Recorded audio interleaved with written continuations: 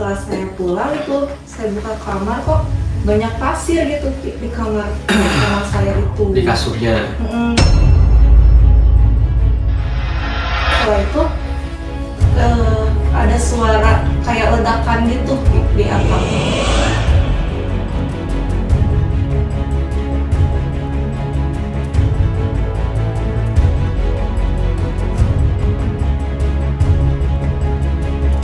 Padahal kan ini posisi tuh atap kan nggak ada yang bocor sama sekali ya.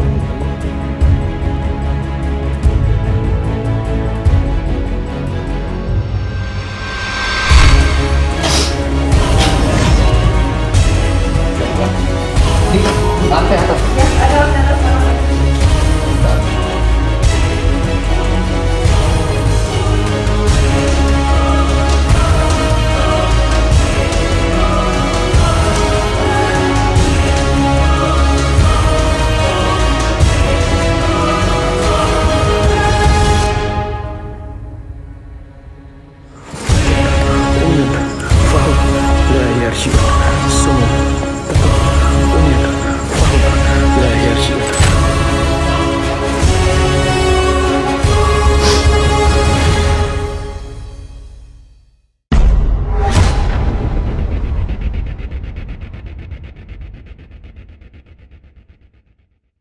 Jangan lupa subscribe. Kalau kalian lupa subscribe, Pipi Klim ketelah buat kalian hadir. Bye.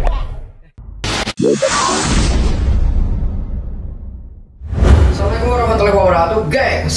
Saat ini saya berada di daerah Garut. Alhamdulillah, saya sudah sampai sini karena dengar laporan dari Mbak Mila yang kapan hari? Seminggu yang lalu ya? Iya. Seminggu yang lalu itu datang ke Padepokan. Iya, kita dari Garut ini. Dari Garut mau?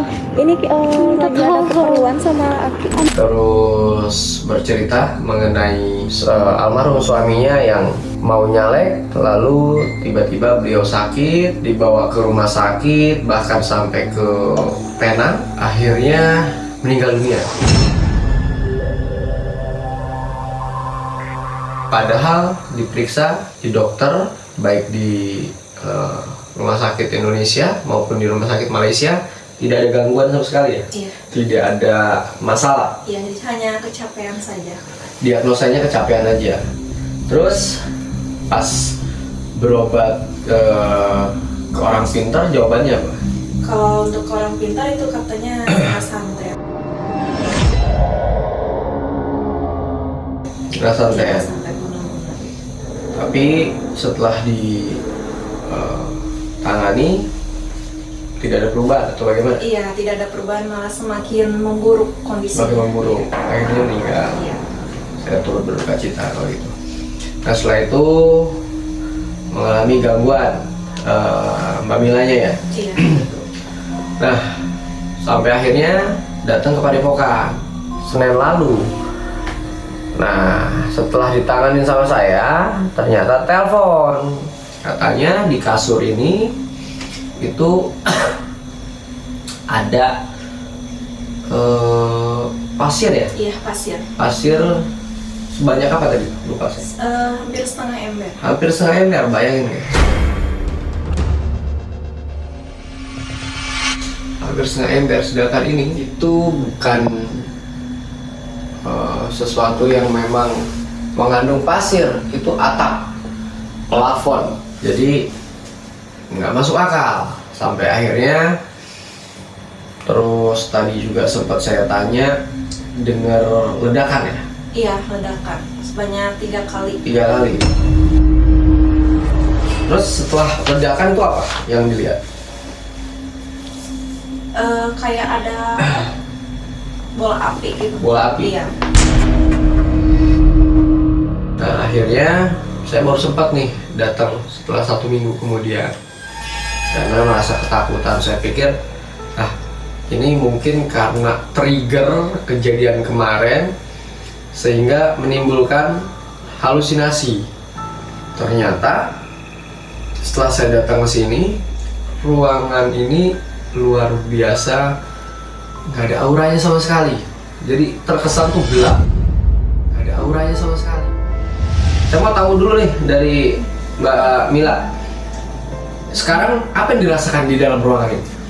Kalau yang saya rasakan sih lebih adem gitu ya Ki daripada sebelumnya. Kan kalau sebelumnya tuh banyak ketakutan kayak gitu. Tapi kalau untuk sekarang ya alhamdulillah gitu ya Ki, dari saya sendiri juga merasakan ketenangan gitu setelah tadi sama Aki dibersihkan juga. Berarti sebelum saya datang ke sini ini pengap banget ya? Iya betul. Ini pengap banget guys. Nggak ada ventilasinya sama sekali, itu ketutup kaca semua. Kan nggak masuk akal, bahkan ular bisa masuk, sedangkan ini jauh dari sawah. Jadi nggak masuk akal bisa ular masuk ke sini. Bahkan ularnya dimasukin botol ya? Iya. Dimasukin botol hilang ya. Yang jelas kalau disimpulkan yaitu kategori sihir. Nah terus saya mau dengar sendiri kesaksian dari Mbak Mila nih. Apa aja sih pada saat saya datang ke sini terus menangani, terus tiba-tiba kamar yang rapi berantakan, mungkin bisa diceritakan. Saya izin rokok ya. Iya boleh. Pas sebelum Aki kesini kan saya ngerasain di kamar ini tuh kan nggak tenang, terus kondisinya juga kan gimana banyak ketakutan lagi. Setelah Aki datang ke sini ya alhamdulillah gitu ya Ki. Jadi saya tuh lebih ngerasa tenang, terus kayak apa ya, auranya tuh adem banget gitu Ki di sini. Alhamdulillah. Nah pas tadi saya sebelum pingsan juga saya ngerasain tuh dari kaki sampai kepala itu kayak ada keluar sesuatu gitu, makanya setelah itu saya kan langsung lemes gitu ya Ki, langsung pingsan.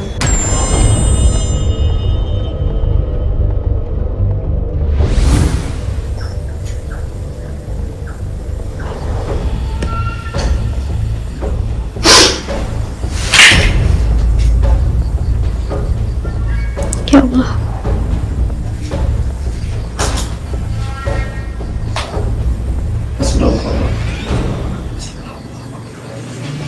Terus juga kan kata pengakuan teman saya yang tadi itu, katanya dia pas saya pingsan itu dia ngeliat bola api gitu di luar gitu.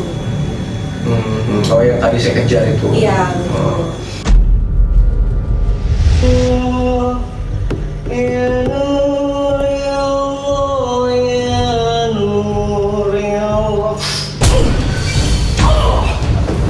Ya, keluar.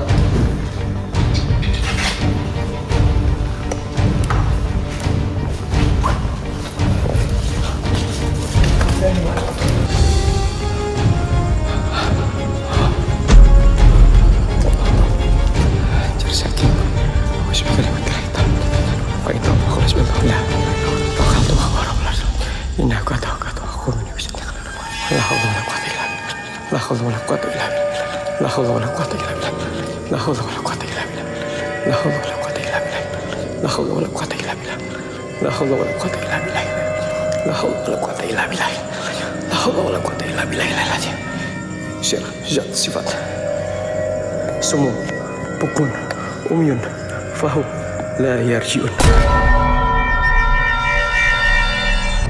Nah, yang pas saya yang menurut kamu keluar seperti keluar dari ujung kaki kepala itu ya pas saya tempel keris itu ya? Iya.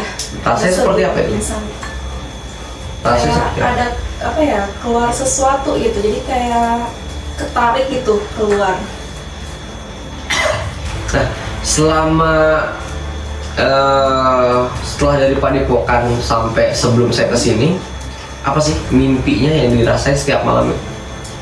Kalau setiap malam itu pas dari padepokan kesini gitu ya Ki, itu masih ada kayak mimpi buruk juga gitu. Yang dijabarin?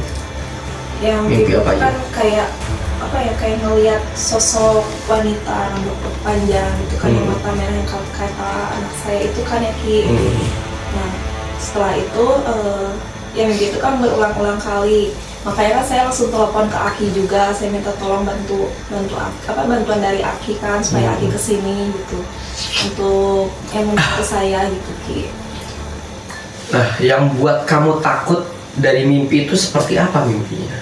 selain wanita bermata merah itu? Jadi dari mimpi itu tuh kayak apa ya, kayak saya tuh kayak semacam diancam gitu.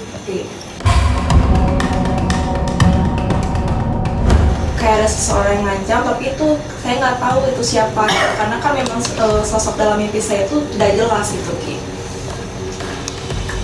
Nah, ada nggak sangkut pautnya dengan kejadian ini yang dialami langsung sama keluarga selain kamu? Sama keluarga yang lain. Keluarga kamu atau keluarga almarhum suamimu? Kalau dari keluarga sih nggak ada, cuman yang ngalamin tuh kita aja di sini gitu. Yang ada di sini, yang ada di rumah sini, ini ya? Iya. Berarti termasuk ART-mu juga? Kalau ART itu kadang suka mendengar suara, ya itu yang pasir itu Ki. Dia suka Kayak ditabuh di atas Iya. pasir. makanya kadang dia suka bilang kan yang ke saya, tubuh itu di atas kayak ada suara orang nabur pasir apa gimana, tapi dia lihat nggak ada gitu. Jam berapa estimasinya? Ya itu tengah malam gitu. Biasanya setengah Setiap satu tengah itu malam. kan. Besoknya baru laporan ART-mu? Iya, besok laporan. Karena kan memang kamar ART itu kan di atas ya Ki, di paling ujung gitu. Jadi dia emang lebih kedengar gitu. Lebih intens lah ya? Berarti ini anakmu lagi diungsiin ke... Iya, lagi di rumah mama saya. Oke. Nah, selain ART, anakmu yang lihat di bawah tangga itu ya? Iya, itu di tangga itu kan. Berarti wanita apa? Berambut panjang terus mata merah Iya. itu.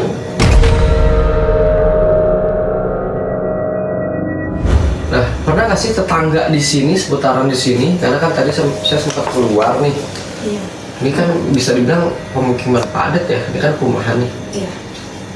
Tetangga pernah ngeliat, ya bisa jadi kalau lagi nggak ada orang, suka ada yang nyapu atau apa aktivitas. Kalau dari tetangga sih, kalau misalkan saya lagi posisinya ada di rumah nih, kayak ngeliat sosok bayangan putih gitu. Terus seputaran mana? Di bawah atau di atas? Itu di atas. Di atas. Di atas ya. Ke jendela kan ada jendela itu Ki, di atas tuh. Itu sering yang ngomong bahwa sering lihat ada fenomena makhluk. Iya, itu banyak yang lihat. Jadi kayak di sini kan ada yang ngeronda gitu ya Ki. Jadi yang ngeronda itu tiap malam katanya mereka itu lihat. Makanya jadi jarang ada yang lewat sini gitu Ki, karena takut itu kan.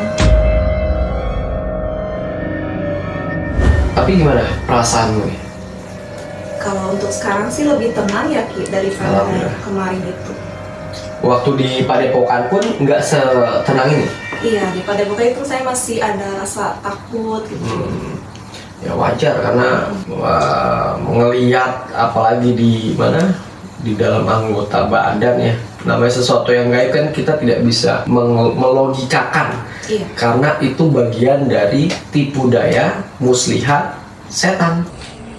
Nah, orang-orang yang punya kemampuan seperti itu biasanya berkolaborasi dengan setan, akhirnya mampu berbuat jahat kepada orang lain. Nah, gitu guys. Nah, yang terpenting jangan pernah kita takut terhadap hal-hal yang belum pernah kita hadapi.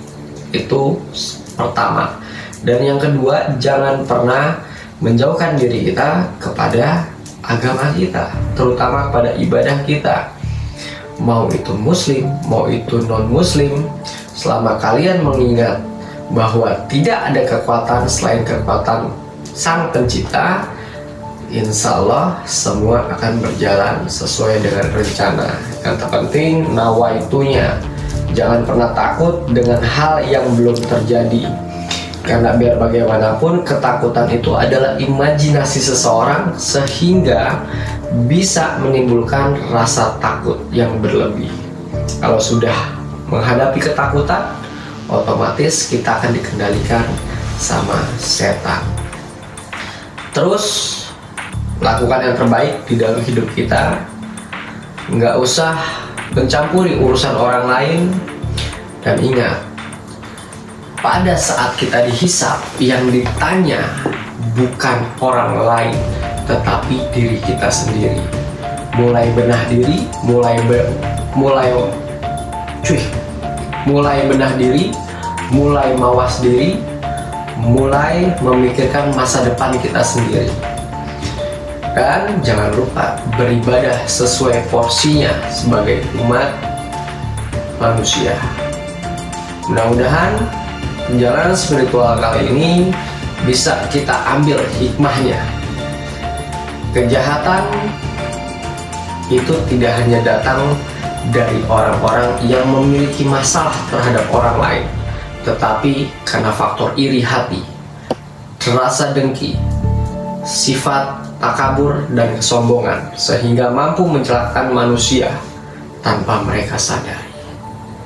Semoga dari kisah ini kita bisa mengambil petik, bisa mengambil hikmah yang bisa kita petik, mengambil hikmah yang baik, agar kita selalu mawas diri dan selalu meminta pertolongan hanya pada Allah Subhanahu wa Ta'ala.